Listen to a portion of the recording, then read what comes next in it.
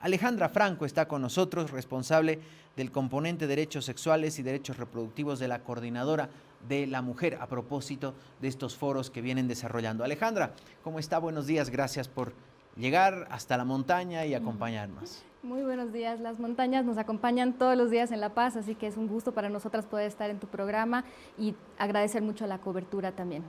Bien, decía, son 550 las mujeres que han ido construyendo esta agenda país con enfoque de género, pero con prácticamente hablando y abarcando todos los temas. Te corrijo el dato, el movimiento Juntas Hacemos Historia es un movimiento que tiene más de 550 organizaciones de mujeres mixtas, jóvenes, colectivas a nivel nacional y está compuesta por más de 1.500 mujeres representantes que en estos últimos 2 años han venido realizando un arduo trabajo para recolectar desde los departamentos, desde los territorios, todas estas demandas de las mujeres para construir una agenda país con miras al proceso electoral 2025, pero una agenda que sea integral, una agenda que nos lleve por el camino de la igualdad, de la justicia social. Esta tarea que debería ser parte del trabajo normal de los partidos políticos o de los gobiernos, tuvieron que hacerlo ustedes. Este tiempo prácticamente para hacer la tarea y decirles, bueno, señores, señoras, necesitamos esto.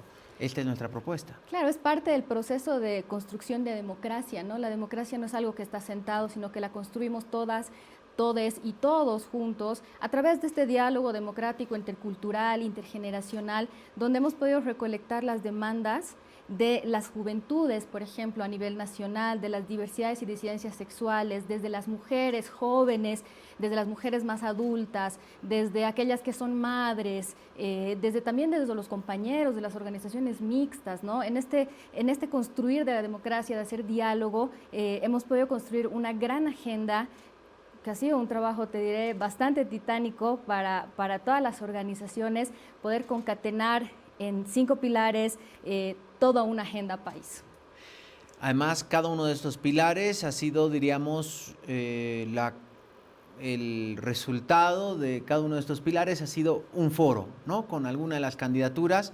Uno de los foros, el último que se ha llevado a cabo acá, tenía que ver con derechos sexuales, algo que se ha hablado en este programa, en el Fuera de Agenda, que parece estar ausente o casi perdido en los programas de gobierno. No sé cuál la impresión de ustedes, Alejandra.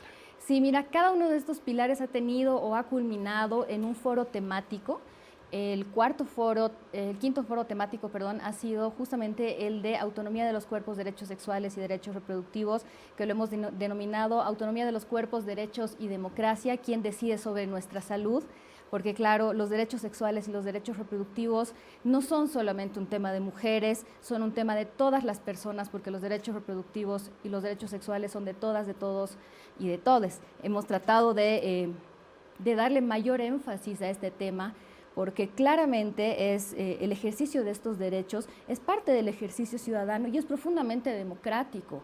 A veces nos olvidamos de que todos los días,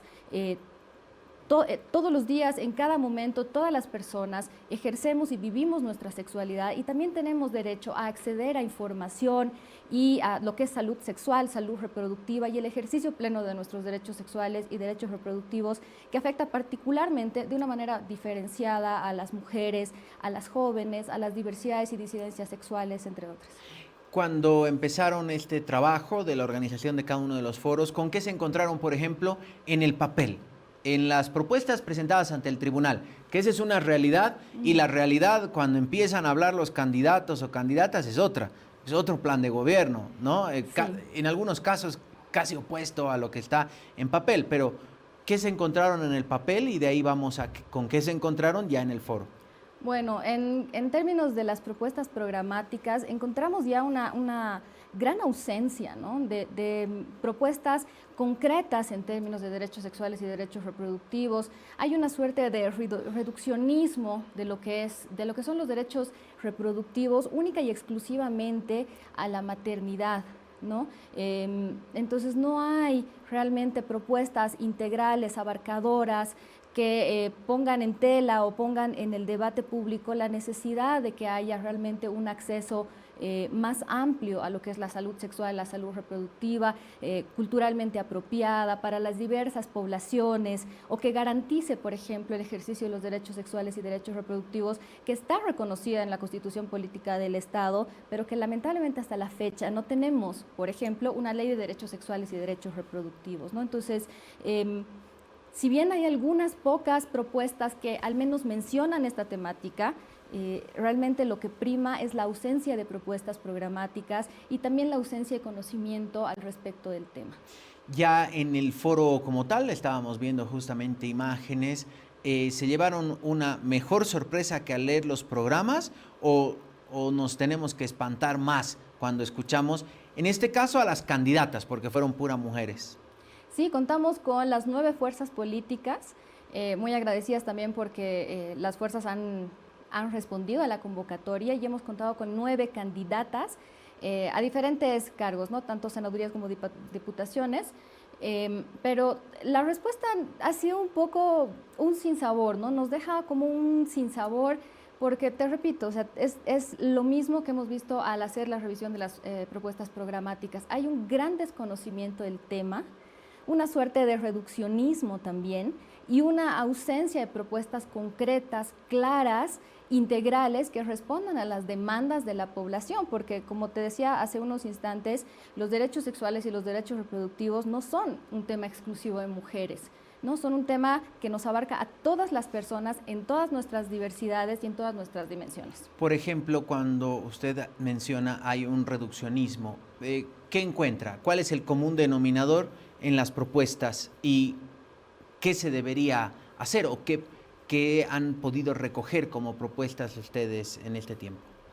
Proponen mejorar el acceso a la salud en términos de salud materna, por ejemplo, ¿no? Pero esta suerte de reduccionismo es solamente el tema de la maternidad, pero se olvidan muchas veces que el ejercicio de los derechos reproductivos también está ligado al ejercicio de los derechos sexuales, ¿no? Y que no es solamente un tema de que seamos reproductoras o generadoras de vida, sino también de tener acceso a información, a salud sexual y salud reproductiva, a que las mujeres en edad reproductiva que deseen ser madres tengan acceso a información en los centros de salud, o aquellas que no desean serlo también tengan acceso a información, así como a métodos anticonceptivos que sean adecuados para cada una de ellas, ¿no? Hemos podido recoger no muchas luces, ¿no?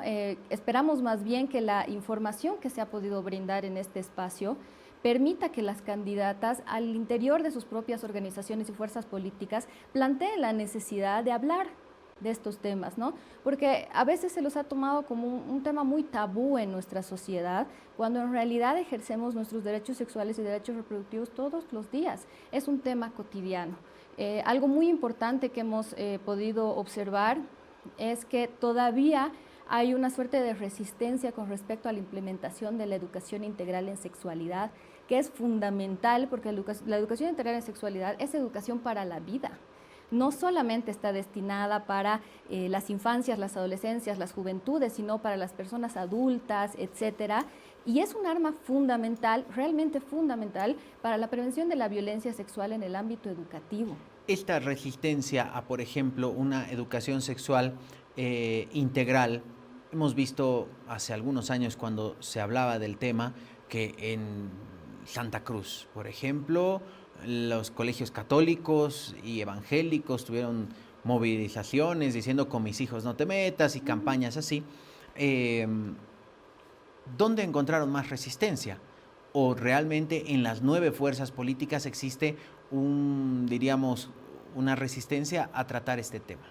No en todas. Igualmente en algunas propuestas programáticas se ha visto que han incorporado, ¿no?, la implementación de la educación integral en sexualidad, pero de manera muy ligera. Hay varias fuerzas políticas, varias organizaciones que denotan sí una resistencia porque responden también a estos conservadurismos tan duros que hay en nuestra sociedad, ¿no?, donde creen que la educación integral en sexualidad es prácticamente no sé, un diálogo satánico, cuando en realidad la educación integral en sexualidad es educación para la vida, es una educación en valores, es una educación que permite que niñas, niños, niñas, adolescentes, jóvenes puedan ejercer su sexualidad de manera responsable, con información científica, para que puedan prevenir en términos de lo que es violencia sexual, que puedan tener un control y un respeto sobre sus cuerpos y también sobre los cuerpos de las otras personas. Es una educación que realmente nos permite integralmente educar desde las infancias y las adolescencias para que podamos tener un ejercicio más responsable, más informado de nuestra sexualidad, pero también estar al tanto de cómo y cuándo es que queremos, por ejemplo, maternar o no maternar, cuántos hijos tener o no tener, pero no solamente eso, va mucho más allá, ¿no? ¿En qué fuerzas políticas encontraron más resistencia, diríamos? ¿Cuáles son las más conservadoras en este tema? Las de siempre, las más conservadoras son las alianzas y las organizaciones que tienen más tendencia a los conservadurismos. Estamos con ADN, con el Partido Demócrata Cristiano, que están de frente muy en contra de la implementación de la educación integral en sexualidad, cuando esta es un derecho reconocido en los estándares internacionales y las recomendaciones de los mecanismos de derechos humanos han emitido recomendaciones específicas al Estado boliviano de implementar contenidos de educación integral en sexualidad, porque es un derecho que implica el ejercicio de otros derechos más que son fundamentales para la educación. ¿Qué propuestas han construido desde justamente esta plataforma que aglutina 550 agrupaciones en este pilar tan importante? ¿Qué propuestas les han entregado en este caso a las candidatas? ¿Por dónde debe ir la agenda para garantizar, por ejemplo, los derechos sexuales y reproductivos de una mejor manera en nuestro país? ¿Cómo debe encarar el siguiente gobierno? Bueno, estas demandas y realmente esta exigibilidad y este control social se ha escuchado desde las mismas organizaciones que han participado en el foro, desde las juventudes que están en plena resistencia y en vigilancia, desde las mujeres organizadas, desde las diversidades, se ha planteado que toda esta agenda, al igual que lo que nos han mencionado en el foro, va a ser sujeto de control social y de seguimiento, ¿no? Una de nuestras grandes propuestas era realmente la implementación efectiva sin flexibilizaciones de contenidos de educación integral en sexualidad en el currículo educativo, ¿no? Que eso es una temática fundamental y es un irrenunciable en nuestras agendas y en realidad debería ser un irrenunciable en todas las agendas, ¿no? Tener un acceso a salud sexual y salud reproductiva en términos de dignidad, de servicios de calidad, con calidez, culturalmente apropiados, la dotación gratuita de métodos anticonceptivos, el acceso a información científica comprobada y sin dogmas, ¿no? Respetando el principio del Estado laico, es fundamental para que todo este ejercicio ciudadano que implica los derechos sexuales y derechos reproductivos efectivamente se hagan efectivos, no valga la redundancia, para que podamos realmente ejercerlos dentro de estos parámetros de dignidad, que es lo que estamos buscando, y de igualdad.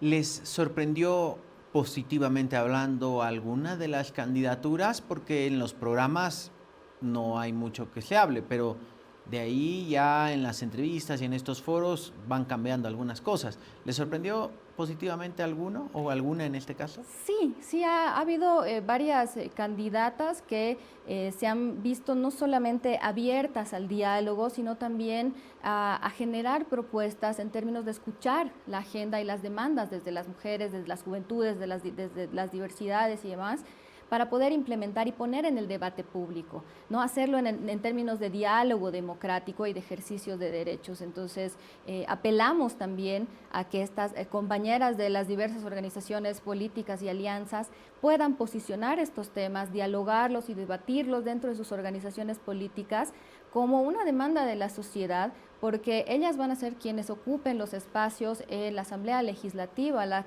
que puedan promover avances en términos legislativos que protejan a las poblaciones que están en una situación de mayor vulnerabilidad, como las niñas, niños y adolescentes. O sea, sabemos que las mayores víctimas de la violencia sexual son niñas, niños y adolescentes en nuestro país. Este es el delito de mayor prevalencia en el marco de la ley 348, ¿no? Necesitamos acciones concretas y estamos apelando a eso, a que las candidatas a la Asamblea Legislativa puedan proporcionar a la sociedad y construir propuestas que estén en términos del avance de derechos y de la protección y ejercicio de los derechos humanos de todas las personas. Si hay una resistencia al tema de la educación sexual, no quiero imaginarme la resistencia que hubo, por ejemplo, al tema de las diversidades sexuales. ¿Cómo manejaron las candidatas este tema y qué están proponiendo o qué están hablando las fuerzas políticas? Bueno, tenemos hasta ahora, como te mencionaba, este común denominador de la ausencia, ¿no? de desconocimiento, aunque también hay ya avances en términos del reconocimiento, porque el Estado plurinacional nos ha permitido eso, ¿no? El reconocimiento y la reivindicación de derechos de poblaciones que han sido históricamente marginadas. Sí hay resistencias, pero en el foro sucedió algo muy interesante, porque había una población muy grande de diversidades y disidencias sexuales y de género, y quienes también han hecho las interpelaciones y las preguntas a nuestras invitadas, a las candidatas, han sido parte de toda esta población, y ha sido muy clara la demanda, ¿no? O sea, las diversidades y disidencias sexuales existen y están presentes, y están en pie de lucha por el reconocimiento de sus derechos, ¿no? Y esta agenda también incluye a esa población, y es necesario que comencemos a trabajar más seriamente en el reconocimiento de derechos y en el avance en términos de acceso a salud, a educación y a otros temas que son fundamentales, que se han negado a estas poblaciones por un tema de discriminación y de desconocimiento también. Se tocó el tema, por ejemplo, de la despenalización del aborto en este foro, que también forma parte de los derechos sexuales y reproductivos. Sí, mire, hemos tocado, por ejemplo, una de las preguntas estaba direccionada a saber cómo las organizaciones políticas iban a implementar, a asegurar y garantizar la implementación de la sentencia constitucional 0206/2014 que regula el derecho al acceso a la ILE, ¿no? A la interrupción legal del embarazo, que ya está normada en nuestro país y nos permite 3 causales para la interrupción. Sin embargo, en la mayoría de las organizaciones políticas la respuesta ha sido de absoluto desconocimiento, ¿no? Y en términos de la despenalización del aborto, también hemos generado un espacio de intercambio con las candidatas, y como te mencionaba al principio, la mayoría, si bien puede estar de acuerdo en ese momento, ¿no? Que también expresan su posicionamiento personal, hay otras que están definitivamente en contradicción, ¿no? O sea, no están en contra de poder siquiera ampliar o reconocer la despenalización del aborto, como si este no fuera un tema de salud pública y de justicia social, que el Estado y la sociedad se lo debe a las mujeres y a las diversidades y disidencias sexuales. Ahí, por ejemplo, encontramos el mismo comportamiento, es decir, los partidos que antes mencionábamos o las fuerzas que antes mencionábamos, las más conservadoras, versus cuáles serían las más liberales en este tema, cuáles tuvieron más apertura a hablar o implementar, profundizar el tema de la despenalización del aborto.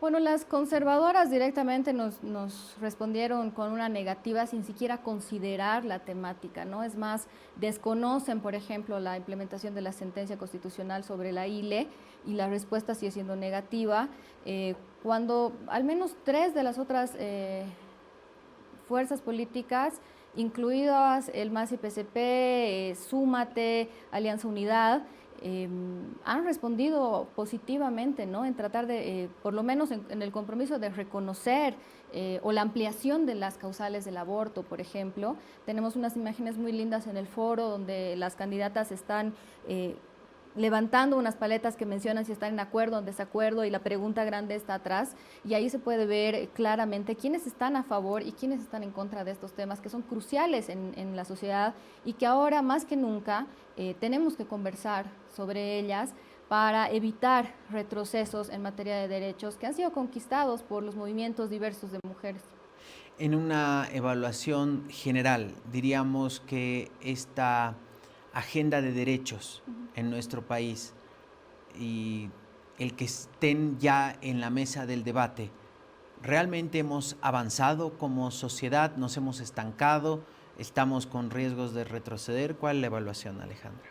Bueno, nuestro país no es un punto aislado, ¿no? Respondemos también a aquellas situaciones y contextos que se dan en nuestra región y a nivel mundial. Y sí, evidentemente estamos en una situación de alto riesgo y de retrocesos, de amenazas de retrocesos en materia de derechos conquistados, en particular los derechos sexuales y los derechos reproductivos.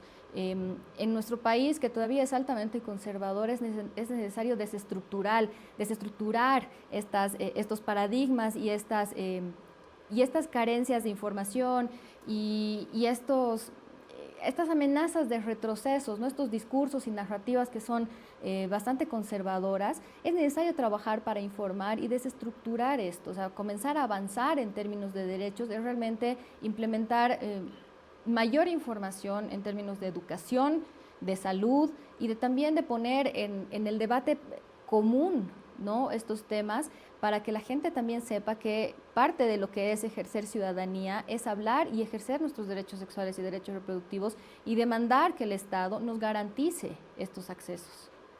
Alejandra, además de este foro que fue la anterior semana, hay un último foro, ¿no?, que van a desarrollar justamente como plataforma.